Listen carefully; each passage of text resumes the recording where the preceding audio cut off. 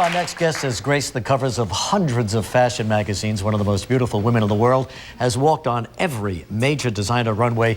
Here is Christy Turlington.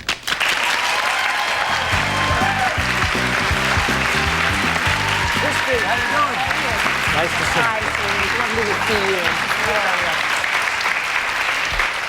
Flawless. I know. This is flawless. I know. Let's prove it. All right. That was amazing how that worked. Yeah. Perfect. Straight? See, straight. What a burden to bear in life, though, to be perfect. So glad we're not saddled with that. That's right. Not only that, but Christy's going back to make her mind perfect as well, getting her degree from NYU now in her junior year. Senior year. I have to correct you. That year is vital. You did, yeah. And what subject are you studying? I'm studying comparative religion and art history. Comparative religions must be fascinating, huh? It is. How many different religions? I suppose it's endless, right? Oh, Thousands God. and Yeah, thousands. I mean, I'm only covering probably 8 or 10. The major religions of the world? And when you study about somebody else's religion, does it cause you to doubt anything about your own religion? No, actually. In a lot of ways, it reinforces it in ways. And it actually makes you feel sort of more, in sync with the world, because there's so many similarities. Yes. I studied a course on cosmology and creation myths, and it's phenomenal how many beginning stories that we share in common with the rest of the world. And then cosmology as well. You think like Stephen Hawking's is something so abstract, but it actually is quite similar. Well, does every religion... The language is different. Every religion has a great flood story of it, right? And is there an Adam and Eve sort of... Sometimes there's an Adam and Eve character, but sometimes it's just there's an egg in a lot of cultures, which opens up and it becomes one side becomes heaven, one side becomes earth, and that's a big egg. That's a big egg. Too big for your brain. I hate to pass that one, I'll tell you that. But they all believe in the creation of Earth. Well, then there's variations. Yeah. But you're a religious person. You go to Mass, Catholic Mass. Yes, so good for you. Catholic all right, girl. good. Now, have you ever been a smoker?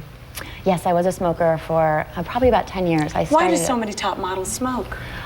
Well, I think the shame of it is that a lot of women smoke, and we're just a representation of young women. And unfortunately, you see us in situations where you see your private habits, whereas you might not be aware of others quite so much. But young people, between 13 and 18 are when most people start to smoke, and that's how old I was. But the latest thing that just came out is that people are starting now in college in huge amounts.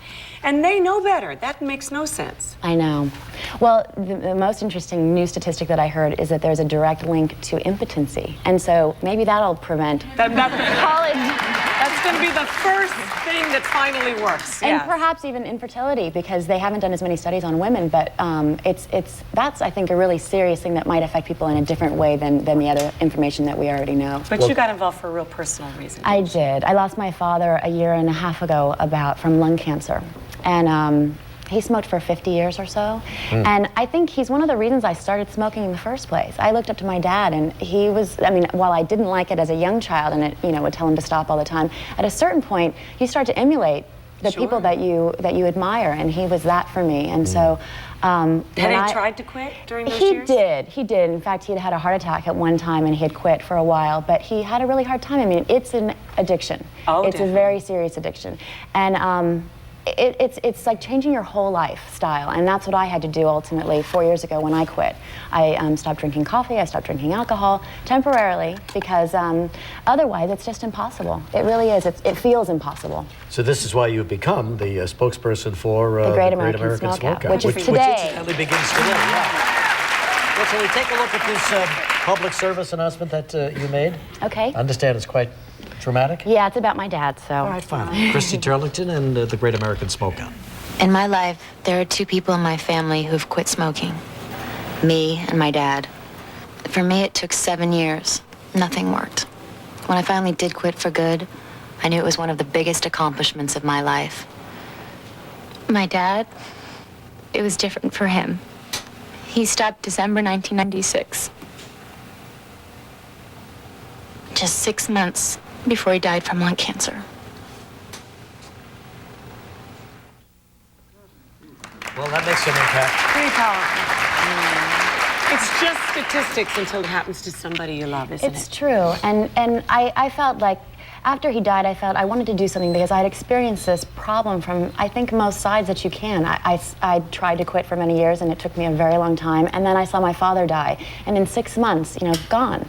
So I felt that I could go out there and use whatever my position is in as a model. If I could be an influence to young people, that I could do that. So I approached the American Cancer Society, and then after that I approached MTV and co-produced 3 other spots for them to reach a younger audience. That's so great, Christy. You did your share, so I'll tell you that, Christy. Christy, thank you very much. So we hope you use today. Maybe make this today the day you're going to stop Do it smoking, for the people okay? you love. Christy, thank you very much. Right back with Dubai.